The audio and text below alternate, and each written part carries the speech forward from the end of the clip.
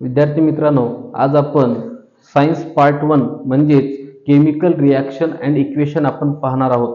Chemical reaction म्हणजे रासायनिक अभिक्रिया आणि इक्वेशन म्हणजे समीकरणे. त्यामधील पॉइंट आहे chemical reaction. Some of the scientist 18th and 19th century carried out the fundamental experiment on the chemical reaction. म्हणजे 18व्या आणि 19व्या शतकामध्ये काही शास्त्रज्ञांनी फंडामेंटल म्हणजे मूलभूत प्रयोग रासायनिक अभिक्रियाबद्दल मूलभूत प्रयोग केले. त्यामध्ये during the chemical reaction composition of matter changes permanent. म्हणजे जेव्हा रासायनिक अभिक्रिया झाली तेव्हा जे चेंजेस आहेत ते परमनंट म्हणजे कायमस्वरूपी आहेत. विद्यार्थी मित्रांनो, आता फिजिकल चेंज म्हणजे भौतिक बदल.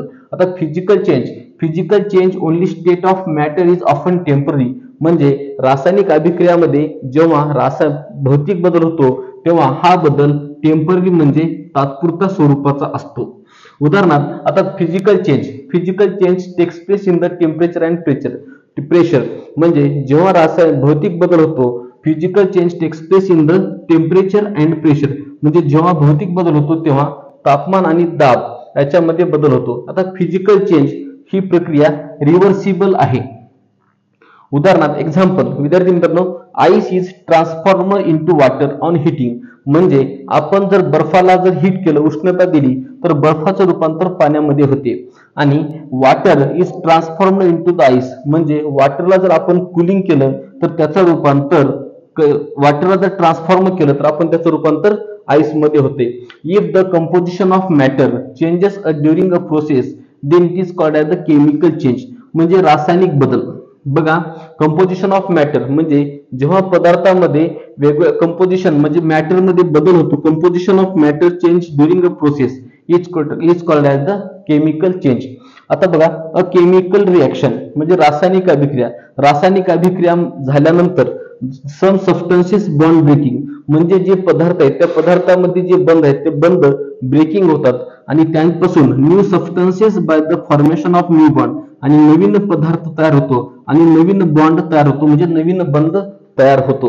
The substances taking part in a chemical reaction म्हणजे is called as the reactant. The substances taking part in a chemical reaction is called as the reactant. म्हणजे विद्यार्थी मित्रांनो, जे रासायनिक अभिक्रियामध्ये जे सबस्टन्स म्हणजे पदार्थ भाग घेतात त्याला आपण रिॲक्टंट म्हणजे आपण अभिक्रियाकारके म्हणतो.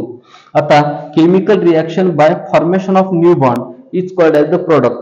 म्हणजे रासायनिक अभिक्रियामध्ये जेव्हा रासायनिक अभिक्रिया पूर्ण होते तेव्हा नवीन बॉन्ड म्हणजे न्यू बॉन्ड्स तयार होतात, त्यांना आपण प्रॉडक्ट म्हणतो. Example, C+O2 is equal to CO2. आता C+O2, C म्हणजे कार्बन आणि O2 म्हणजे ऑक्सिजन. आता C+O2 हे दोन रिॲक्टंट आहेत, ह्याच्यापासून आपण CO2 हा प्रॉडक्ट आपण तयार झालेला आहे.